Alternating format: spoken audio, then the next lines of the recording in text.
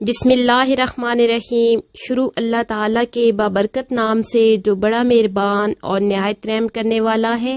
جنت اللہ تعالیٰ کی بنائی ہوئی وہ خوبصورت نعمت ہے جس کو نہ کسی آنکھ نے دیکھا اور نہ ہی جس کی آواز کو کسی کان نے سنا۔ جنت کو اللہ تعالیٰ نے پاکیزہ چیزوں سے بنایا اور اس میں پاکیزہ اور نیک لوگ داخل ہوں گے۔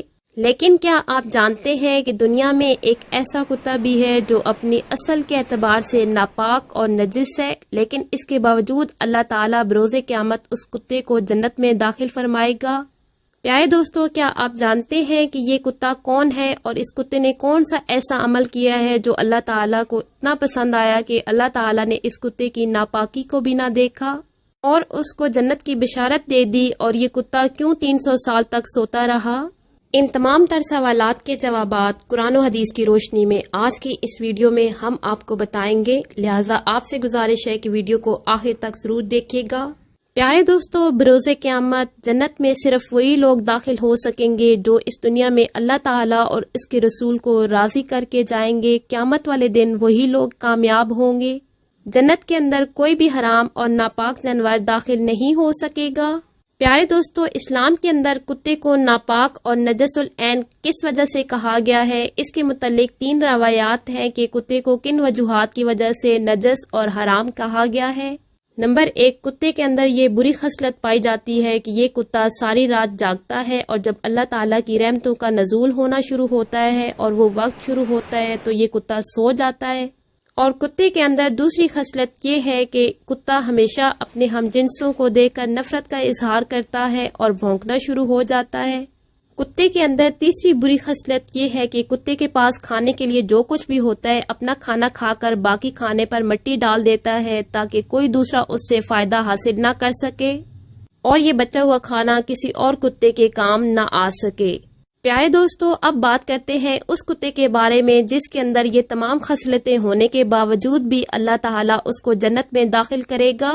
پیارے دوستو، جنت میں جانے والے کتے کا نام قطمیر ہے اور یہ اصحاب کہف کا کتا تھا۔ اور یہ کتا جنت میں کیوں جائے گا، اس واقعے کا پس منظر کچھ یوں ہے۔ آج سے تقریباً 2000 سال پہلے شہر روم پر ایک ظالم اور جابر بادشاہ کی حکمرانی تھی۔ اس بادشاہ کا نام دقیانوس تھا اور یہ ظالم بادشاہ اللہ تعالیٰ کی وحدانیت چھوڑ کر بتوں کی پوجا کرتا تھا اور لوگوں کو بھی بتوں کی پوجا کرنے کا حکم دیتا تھا، اور اگر کوئی شہر میں بتوں کی پوجا کرنے سے انکار کرتا تو بادشاہ دقیانوس اس کو قتل کروا دیتا۔ ایک دن بادشاہ نے ایک ایسے شخص کو قتل کروایا جو اللہ تعالیٰ کی وحدانیت پر ایمان رکھتا تھا اور بتوں کی پوجا کرنے سے انکار کیا کرتا تھا۔ جب بادشاہ دقیانوس کے حکم کے مطابق اس شخص کو قتل کیا جا رہا تھا تو کچھ نوجوانوں نے یہ ایمان افروز منظر دیکھا تو اس نیک شخص کی روح کو لینے کے لیے آسمان سے فرشتے اس طرح نازل ہوئے جس طرح کسی کی بارات جاتی ہے۔ اس طرح جب اس شخص کو قتل کر دیا گیا تو فرشتے اس شخص کی روح کو لے کر آسمانوں کی طرف چلے گئے۔ تو یہ روح پرور منظر دیکھ کر ان نوجوانوں کا ایمان بھی جاگ اٹھا جو فرشتوں کے اس خوبصورت منظر کو دیکھ رہے تھے اور جن کی آنکھوں سے اللہ تعالیٰ نے پردوں کو ہٹا دیا تھا۔ اس طرح جب ان چند نوجوانوں نے ایمان کی طاقت کو دیکھا تو یہ بھی اللہ تعالیٰ کی وحدانیت پر ایمان لے آئے اور بتوں کی پوجا کرنے سے کھلے عام انکار کر دیا۔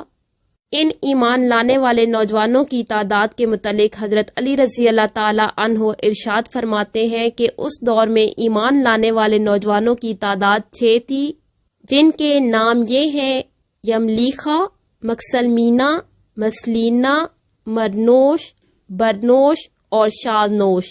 پیارے دوستو، جب ان 6 نوجوانوں نے اللہ تعالیٰ کی وحدانیت کا اقرار کیا اور بادشاہ کے سامنے بت پرستی سے انکار کیا تو بادشاہ جلال میں آ گیا۔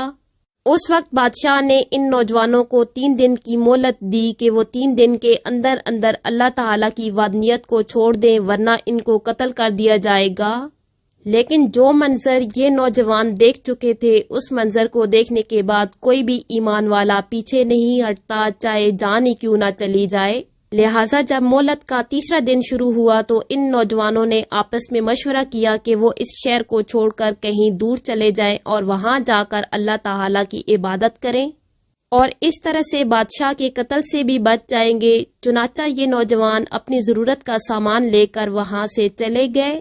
اس طرح جب یہ نوجوان شہر کی سرحد سے باہر نکلے تو راستے میں انہیں ایک چرواہا ملا جو کہ بکریاں چرایا کرتا تھا اور اس کے ساتھ اس کا ایک وفادار کتا بھی تھا۔ اس چرواہے نے ان نوجوانوں سے شہر چھوڑنے کی وجہ پوچھی تو ان نوجوانوں نے سارا ماجرا بیان کر دیا۔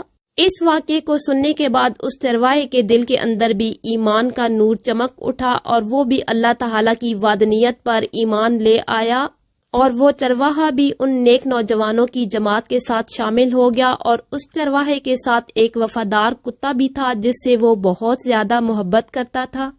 لہٰذا اس چرواہے نے اس کتے کو بھی اپنے ساتھ لیا اور تمام لوگ اپنے ایمان کو بچاتے ہوئے اس شہر سے روانہ ہو گئے اور دور ایک غار کے اندر ڈیرا لگا لیا۔ ادھر جب بادشاہ کو اس بات کا علم ہوا تو وہ اپنی فوج کو لے کر ان لوگوں کی تلاش کے لیے نکل پڑا۔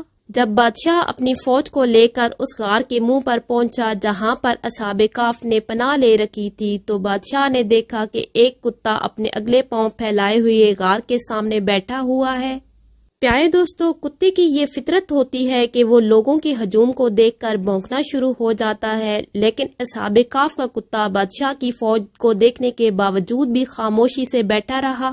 جب بادشاہ کی فوج غار کے اندر داخل ہونے لگی تو بادشاہ نے کہا کہ غار کے اندر جانے کی کوئی ضرورت نہیں، اگر غار میں کوئی ہوتا تو کتا بھونکنا شروع کر دیتا۔ اور اس طرح بادشاہ دقیانوس اس روز اپنی فوج لے کر وہاں سے واپس چلا گیا، جیسا کہ اللہ تعالیٰ قرآن پاک میں ارشاد فرماتا ہے، اور ان کا کتا غار کے دہانے پر اپنے اگلے دونوں ہاتھ پھیلائے پڑا ہے۔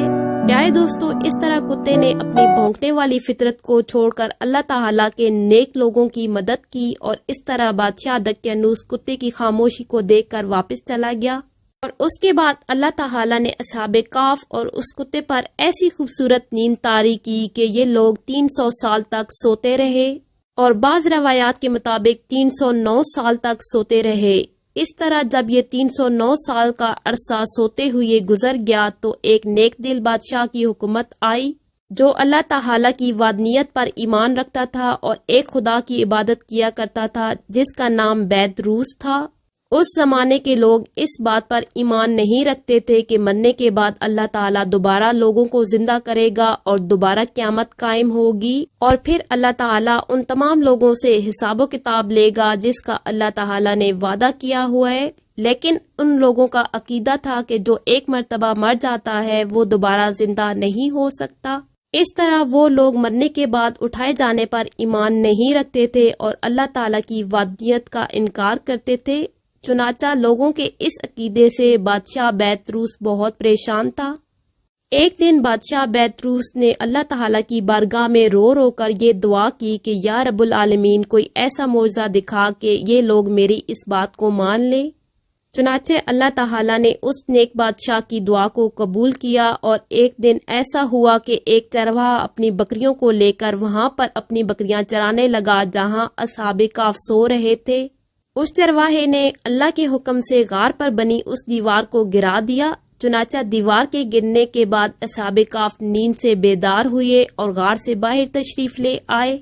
تو اس وقت اس دور کے لوگوں کو اور بادشاہ کو جب اس بات کا علم ہوا کہ اصحاب کہف 309 سال تک سونے کے بعد دوبارہ زندہ ہوئے ہیں، تو اس وقت بادشاہ نے اللہ تعالیٰ کا شکر ادا کیا، اور وہ لوگ جو اس بات کے منکر تھے کہ مرنے کے بعد اللہ تعالیٰ دوبارہ کسی کو زندہ نہیں کرے گا اور کسی کا حساب و کتاب نہیں ہوگا، وہ اللہ تعالیٰ کی قدرت پر ایمان لے آئے اور اس بات پر بھی ایمان لائے کہ اللہ تعالیٰ مرنے والوں کو دوبارہ زندہ کرنے پر قادر ہے اور قیامت قائم ہوگی اور لوگوں کو دوبارہ زندہ کیا جائے گا اور ان سے ان کے اعمال کا حساب و کتاب لیا جائے گا۔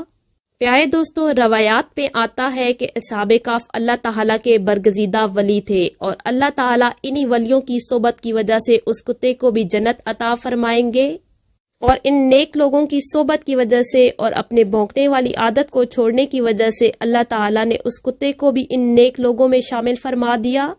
اللہ تعالیٰ بروز قیامت اصحاب کہف کے کتے کو بھی جنت میں داخل فرمائے گا۔ اللہ تعالیٰ سے دعا ہے کہ اللہ تعالیٰ ہمیں نیک لوگوں سے محبت کرنے کی توفیق عطا فرمائے اور نیک اعمال کرنے کی بھی توفیق عطا فرمائے۔